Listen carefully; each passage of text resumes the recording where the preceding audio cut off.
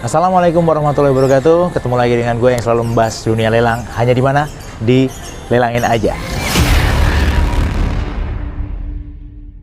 Oke, dalam episode kali ini gue akan datang ke salah seorang bandar chassis. Ya, beliau adalah penjual chassis yang terbesar saat ini. Bagaimana keseruannya? Kita ikut saja. Yuk, kita langsung ke dalam. Selamat pagi Pak Beni. Selamat pagi Pak Cahyo. Long time no see ya. Siap. Sehat. Alhamdulillah. Nah, itu yang paling penting karena sehat itu penting kan. Tapi agak flu dikit nih. Oh ya, tapi aman kan? Aman. Aman ya. Sebelum sini udah dicek juga sih. Sudah dicek ya? Iya. Pak Beni, waduh, perbincangan kita nih sekarang kita ngobrol santai nih. Kita mau bahas mengenai chassis dan lelang. Tentunya nanti akan melebar ya. Nah, ada pertanyaan dari beberapa teman yang nonton YouTube saya, Bang, tolong bikin konten mengenai chassis gitu ya. Nah, kebetulan nih ketemu sama bandarnya chassis. Widih, tepuk tangan. Krunya tepuk tangan. Sebenarnya kalau bandar chassis nggak bagus juga. Oh gitu ya. Kenapa bisa begitu? Jadi kan jelek semua isinya. Bukan begitu kan, memang sekarang musimnya pandemi ya Pak ya. Tentunya juga kemampuan bayar juga pasti akan jadi rendah gitu ya. Banyak yang debitur gagal bayar, tapi tetap sebagai insan yang bermain di dunia perbankan mesti harus survive ya Pak. Salah satunya penyelesaiannya dengan chassis kan ya. Betul kan? Boleh nggak ceritain Pak? Dari mulai awal perjalanan Bapak terjun di dunia perbankan sampai akhirnya ini pasti pilihan terakhir kan, menjual chassis itu pilihan hidup itu, kalau bisa dikatakan pilihan hidup yang terakhir lah ya. Betul. Kira-kira begitu ya. Boleh Pak ceritakan Pak. Kalau saya awal bergerak itu di multifinance. Oke. Itu tahun 93. 93. Oke. Berapa ganti multifinance sampai dengan sekarang. Mungkin saya di multifinance ini adalah multifinance yang saya kelola ini, saya mengusulkan adalah multifinance yang cikal bakalnya bermain di sertifikat.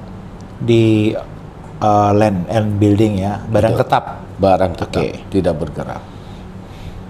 Dulu hampir semua multifinance itu bergeraknya mereka di roda 4 dan roda 2. Ya, barang Mungkin yang bergerak. tidak bergeraknya adalah alat berat saja. Ya, heavy equipment ya. Heavy equipment. Nah sekarang kan yang tidak bergerak itu jadi heavy equipment plus bleeding and land tadi. Ya. Berjalannya waktu kita coba untuk lakukan itu, akhirnya boleh melakukan pembiayaan dalam bentuk sertifikat. Ya, tanah ya. Nah memang dalam sisi pembiayaan apapun jenisnya atau industri keuangan itu cuma ada 3 pilar. Pilar yang pertama adalah di fundingnya, pilar ketiga adalah lendingnya, yang ketiga adalah masalah collectingnya. Ya. Apapun jenis finance pasti ke sana larinya. Funding sulit, lending lebih sulit, collecting paling sulit.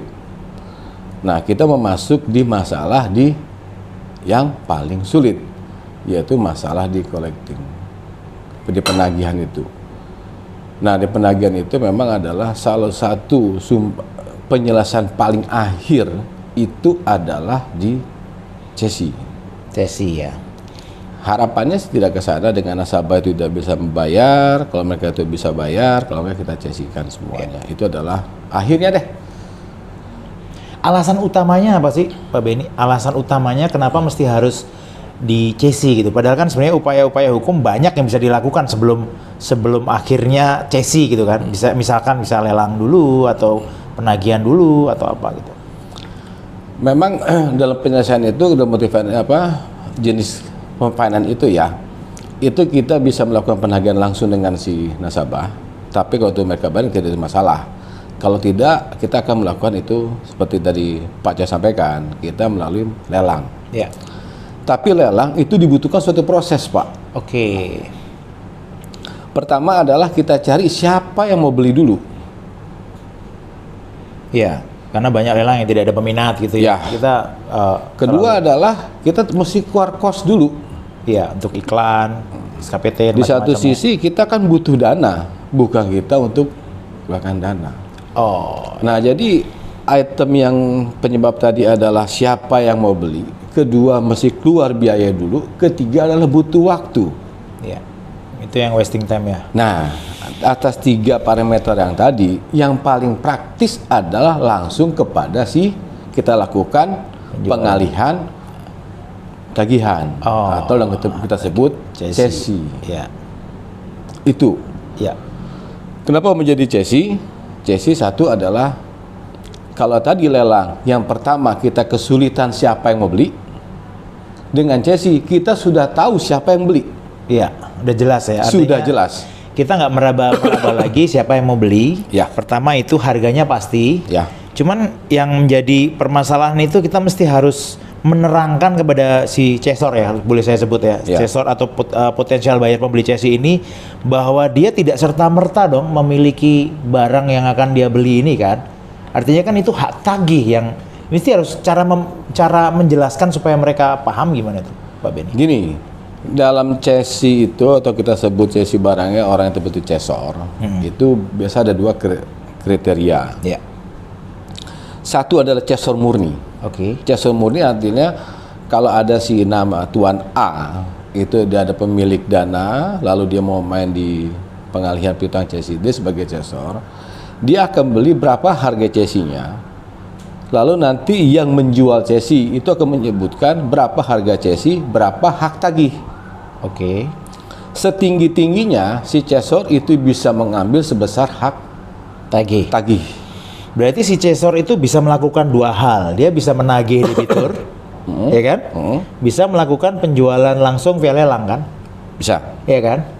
Nah, menurut pengalaman Pak Benny pernah ada ya, efektif yang mana antara dia tagih debitur, selesai dengan damai gitu ya, atau dengan lelang? Atau malah ada cara lain, kayak misalkan dia punya pembeli, terus lewat AJB dan lain-lain? Nah, kembali makanya tadi, si cesor tadi ada 2. Tapi sebenarnya dengan cesi itu di industri keuangan, finance, itu sangat membantu kita. Iya. Jadi permasalahan di keuangan tadi sudah kita alihkan kepada si cesor. Iya. Jadi nasabah-nasabah yang bermasalah sudah bukan di institusi keuangan lagi, sudah pindah ke yang siapa yang mau beli.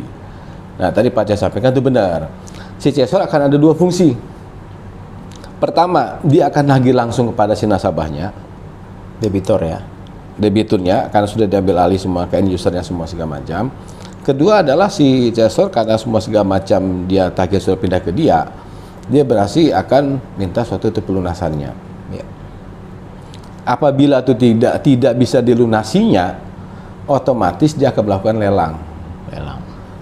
Jadi langkah cerdas adalah kalau urutannya adalah tadi lelang baru kita cesi kan, sekarang ini cesi tetap ujung-ujungnya lelang-lelang juga. Iya. Karena eksekusi terakhir adalah melalui lelang. Lelang. Karena lelang itu adalah pengalihan. Ya. Memindahkan hak kepemilikan Ya. itu tadi ya atas barang tadi. Karena Ya? kalau cesi tersebut hanya memalikan hak tagihnya Hak saja. tagih, ya. Tapi pemilikan atas agunan tersebut itu hanya melalui lelang itu bisa dilakukan. Ya, artinya yang mengeksekusi itu juga negara nantinya kan? Betul. KPKNL Betul. sesuai dengan barang tersebut berada gitu ya Pak? Ya, betul. Ya, sudah berapa lama sih Pak melakukan? Artinya dari mulai Pak Benny terjun di lembaga multifinance yang terakhir ini sampai dengan jualan cesi ini sudah berapa lama? Lalu yang kedua, success rate penjualan tuh sudah sampai berapa persen Pak dari total tagihan yang masih ada gitu? Gini, kalau mulai dari cesi itu mungkin cesi itu kan baru berapa tahun terakhir saja. Iya, mulai booming ya. Mulai booming. Kalau dulu kan hampir semuanya kita adalah kalau ada suatu barang kita lelang, barang karena menunggu tuh waktu dan tersaksi kita butuh kecepatan juga, ada cesi. Nah, sih kita main dari mulai tahun 2018. Nah, kalau tadi Pak Cahyo tanyakan berapa sih yang bisa terjual, yang bisa kita alihkan kepada pihak lain, itu cukup besar Pak. Dan itu memang sangat-sangat membantu bagi si industri keuangannya. untuk mengalihkan nasabah-nasabah yang bermasalah tadi. Ya. Nah itu nanti kalau misalnya dia segala macam, nah si chaser mau beri sebagai apa? Apakah dia mau beri hak tagihnya, atau mungkin dia juga karena tidak kekuatan uang, dia menjual kepada pihak lain, dia akan lelang, dialihkan kepada pihak lain tersebut. Ya. Gitu. Dari dari pihak multifinance sebagai penjual, ketika ada chaser yang ingin membeli chassis ini, tentunya melakukan pemberitahuan ya Pak, sama kepada si nasabah atau debitur ya? Ya. Secara tertulis? Secara tertulis. Memang prosedur chassis itu adalah supaya chassis tidak menjadi cacat hukum. Pertama, nah ini silakan kita diskusi juga ya. Saya tanya juga Pak Cahyo sebagai praktisi juga, tentu Pak Cahyo lebih pengalaman juga. Kadang-kadang berchassis itu adalah berpikiran adalah terhadap nasabah-nasabah yang bermasalah boleh dialihkan. Ya. Bermasalah ya? Atau juga apakah nasabah nunggu itu bermasalah dulu atau nasabah lancar? Ya. Karena pengertian Anda chassis adalah mengalihkan hak tagih. Ya. Karena kan secara aturannya adalah dia tidak akan menyimpang dari apa yang sudah diperjanjikan antara multifinance industri keuangan dengan si nasabah. Debitur, ya. Karena tidak bikin perjanjian baru. Betul. Masih di PK yang satu. Masih pakai yang sama. Jadi kalau saya itu bisa nasabah yang lancar bisa dialihkan, atau nasabah yang bermasalah sudah dialihkan.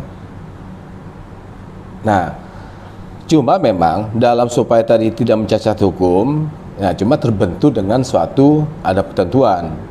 Di situ pertama kita mesti kasih SP1, SP2, SP3, rencana pengalihan, lalu yang kelima adalah dari si chaser memberitahukan kepada nasabah bahwa itu sudah diambil alih. Ya, itu untuk yang bermasalah. Nah, dengan begitu berarti nasabah lancar tidak bisa kita lakukan karena tidak ada SP1, SP2, SP3-nya. Betul. Nah, itu kadang-kadang menjadi biasa di situ, Pak. Jadi, dan sampai sekarang masih ada yang seperti itu? Nah, jadi sekarang kalau kita masih adalah terhadap nasabah-nasabah yang lancar, yang bermasalah, lancar masih kita pegang juga. Tapi kalau kita pakai analogi saja, misalnya saya ada tagihan ke Tuan A, kebetulan saya ingin pindah, lalu karena Tuan A dan mau saya beritahu kepada Tuan A, Pak Tuan A, mulai besok tagihan Tuan A bayar jangan ke saya lagi, kepada Tuan B. Iya. Ada kesepakatan bertiga dialihkan, sebenarnya itu tidak masalah juga, tidak timbul masalah, tapi kesepakatan dan ada bertiga. Mungkin untuk penyelesaian nasabah-nasabah yang lancar mungkin seperti itu. Sepanjang hitungannya sama sih, saya pikir ya kan intinya adalah masalah kesepakatan kan, yang diperjanjikan dalam sebuah perjanjian kan. Artinya kalau hitungannya jadi geser tuh biasanya jadi masalah itu. Ya. Hitungan kewajiban per bulan, kewajiban per tahunnya jadi geser biasanya jadi masalah kan. Memang kadang-kadang. Tapi pernah ada nggak Pak nasabah yang lancar yang dialihkan gitu? Pernah ada, tapi kita selesaikan juga. Kita ambil lagi dengan si chasernya, kita selesaikan bahwa nasabah ini lancar dan kita kembalikan sebagai uang yang ada. Oh, sebagai bentuk tanggung jawab dari multifinance ya. Betul. Nah sekarang masih ada sisa berapa nih Pak? Nih, supaya penonton tahu nih kan, sisa berapa yang kira-kira berpotensi untuk dibeli gitu oleh chaser di luar sana? Ya gini, kalau potensi cukup besar lah ya. Ada tapi ya? Ada. Oke. Boleh nanti kita taruh alamatnya di link deskripsi ya? Boleh nanti kita sampaikan juga. Boleh ya? Boleh. Ya. Kalau itu cukup besar juga, dan secara NOA-nya cukup besar juga, secara hak tagih juga cukup besar juga. Artinya barang kita tuh ibarat tuh gadis desa lah, elok. Ais. Gitu. Iya. Tapi seru sih Pak. Ini obrolan kita mengenai chassis ini mungkin masyarakat belum banyak yang tahu gitu ya. Mungkin kan secara teoritis chassis itu ya hanya pengalihan hak tagih gitu. Tapi secara teknis mereka nggak tahu. Banyak masyarakat tuh yang masih paham bahwa ketika kita beli chassis ya sudah serta-merta kita punya rumah itu gitu. Padahal kan enggak kan. Kira-kira begitu. Masih dibutuhkan proses hukum lain gitu untuk menguasai tanah dan bangunan tersebut.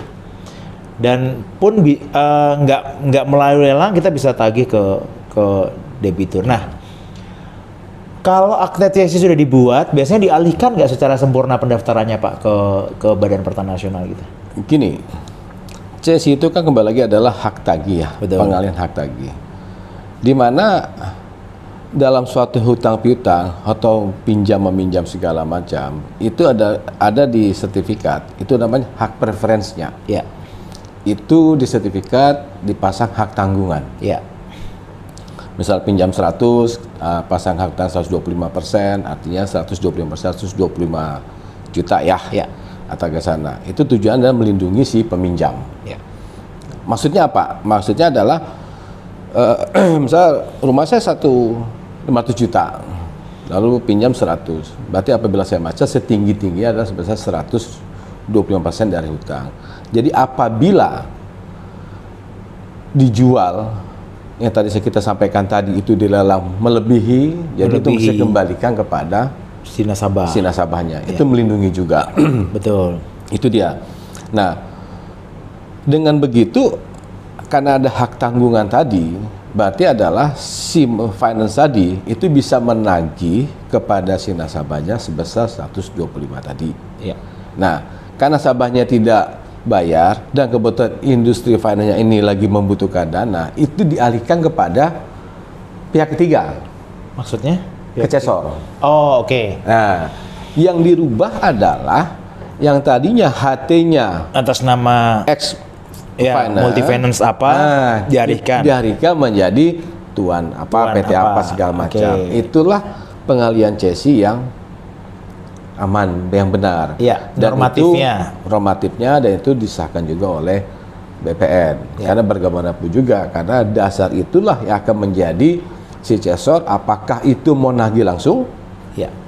dengan membawa surat tadi. Kedua, apabila nanti endingnya itu akan dilelang, itu sudah tertera. Jadi di KPKL mungkin juga bisa, oh ini sudah punya hak dia. Iya, karena kalau tidak didaftarkan secara sempurna, kadang kan Cesor juga apa ya? Saya Coba minum ya? silakan. Batuk Saya juga boleh Ya, minum, Pak. boleh minum. Ini beneran bukan properti, Pak. ya? Benar-benar. Cuma nggak ada warnanya nih. Takut dikira iklan ya. Oke, apa namanya? Si Cesor ini kadang suka coba-coba gitu ya. Artinya ketika dia beli Cesi di suatu multi finance, dia tidak daftarkan secara sempurna, dia udah mulai tagih. Di situ jadi masalah, Pak. Karena apa? Karakter nasabah sekarang itu sudah sudah sadar hukum lah kira-kira gitu. Dia akan bertanya bahwa kalian beli dari mana, didaftarkan secara sempurna peralihannya atau tidak gitu ya kira-kira. Nah, pernah ada pengalaman seperti itu, Pak? Sampai ke permasalahan hukum yang gugatan dan lain-lain. Kalau itu ada. Udah ya pastilah ya. Tapi itu kebanyakan lebih kepada kadang-kadang si Cesornya itu ingin menagih di atas hak tagihnya. Oh. Karena apa? Agak greedy ya. Karena kebetulan pinjamannya itu kecil, sedangkan agunannya bagus. Iya. Nah, kita sih bilang tadi, kadang si Cesor itu ada mereka itu bermain, kadang pula Cesor itu adalah mereka ada menjual kepada pihak lain. Kalau kamu ingin beli rumah murah segala macam melalui saya, jadi mereka beli harga cesi dan dia itu jual kalau dapat rumah itu dimiliki. Padahal lupa si Cesor itu berhak atas sebesar hak tagih, karena saja. itu tidak bisa lari dari apa yang diperjanjikan. Betul. Karena cesi itu judulnya adalah pengalihan hak tagih, betul, bukan pengalihan hak milik. Ya. Nah, itu yang kadang-kadang dilupakan. Ya. Gitu. Pengalihan hak tagih, bukan pengalihan hak milik. Ya. Itu harus digarisbawahi. Kadang-kadang itu kuncinya sebenarnya. Ya. Tapi dalam suatu bisnis kan sah-sah saja. Sah-sah saja. Nah, sebenarnya gini, sebagai si nasabah siapapun semua segala macam, pagernya yang menurut saya, tapi silakan dekorasi ini menurut saya yang harus dijalankan sebenarnya adalah pada saat itu dia mau dialihkan, si Cesar itu lebih melengkapi adalah bukti bahwa ini sudah dialihkan kepada dia. Itu kopi hukum bisa munculin, jadi aman. Iya, kan ada aktanya kan? Ada. Dibuat di hadapan pejabat berwenang juga kan? Tapi kadang-kadang di lapangan nggak gitu, Pak. Hanya berdasarkan surat sudah dialihkan, hantam. Oh, itu timbul masalah di situ. Nah, itu seperti orang kayak main saham, ada yang profit taking, main sebentar, untung selesai, atau segala macam-macam. Benar. Tapi kan bisnis kita itu kan sah-sah saja ya. Sah-sah saja sih. Ya itu, cuman kan kadang berbicara faktor resiko, Ya. kalau menurut saya sih hematnya sih Cicesor ini mendaftarkan apa yang menjadi haknya dulu, supaya sempurna dulu. Betul. Sempurna dulu nih barang, baru mau melakukan perbuatan apapun ada landasan hukumnya gitu. Semua pun terjadi adalah ujung-ujung yang paling pertama di awal adalah perjanjian antara si finance dengan si nasabahnya. Iya. Itu karena Itu nggak bisa, rohnya. karena nggak boleh menyimpang dari situ. Ya, itu perjanjian di PK ya. Di situ Ya. itu aja. Kalau itu menyimpang itu sulit. Ya. Nah, ini mungkin obrolan kita yang terakhir. Boleh nggak kasih tahu ke penonton nih Pak, kira-kira menarik nggak sih? Berapa persen sih Bapak jualan gitu? Artinya dari misalkan nih, PK-nya Rp10.000, Bapak dijual di angka kisaran berapa sih? Gitu? Karena ini masih banyak banget nih di sini. Saya karena di sini saya tahu dan kebetulan saya juga melaksanakan juga barang-barang saya itu bagus Pak. Gitu ya? Bagus. Itu dia tuh, mesti penting banget itu, barang bagus. Barangnya bagus sekali karena yang kita berikan adalah gini. Kadang-kadang itu tidak gini. Barang itu murah tapi jangan murahan. Ya, itu yang paling penting. Itu penting. Yang kedua adalah mahal juga jadi kemahalan juga. Iya. Nah, jadi parameter begini sebenarnya. Itu bagus. Tapi karena sudah mendekati harga pasar, itu menjadi mahal juga, jadi Betul. murah juga, semua segala macam. Nah, kebetulan barang-barang di kita ini adalah dasar yang kita berikan itu adalah bukan parameternya, acuannya bukan dari harga pasar, Pak. Bukan dari NJOP atau harga pasar? Nah, kita dari NJOP. Dari NJOP ya, bukan pasar ya? Kita Pasar pasti pun di atas NJOP. masih jauh. Memang kadang-kadang ada suatu daerah mendekati NJOP. Ya. Ada tapi tetap akan sekarang mana lebih tinggi antara harga pasar dengan NJOP. Nah, kita dari NJOP pun kita kasih 50% dari NJOP. Jadi kalau saya kasih ilustrasi adalah NJOP-nya 500, kita kasih 2,5, 250. mungkin harga rumah itu sekitar 1 miliar. 1 miliar. Seksi ya, berarti Nah. masih lumayan oke lah. Oke. Ya. Kalau nggak oke jangan kerjain, Pak. Lu beneran. Iya. Seru banget nih ngobsan bareng Pak Beni. Seru. Gitu. Oke, thank you banget waktunya Pak Beni. Siap. Terima kasih sudah ngobrol santai bareng Terima kita. kasih. Semoga obrolan kita bermanfaat untuk para penonton di Siap. luar sana. Thank you banget Pak Beni. Oke, makasih, Pak.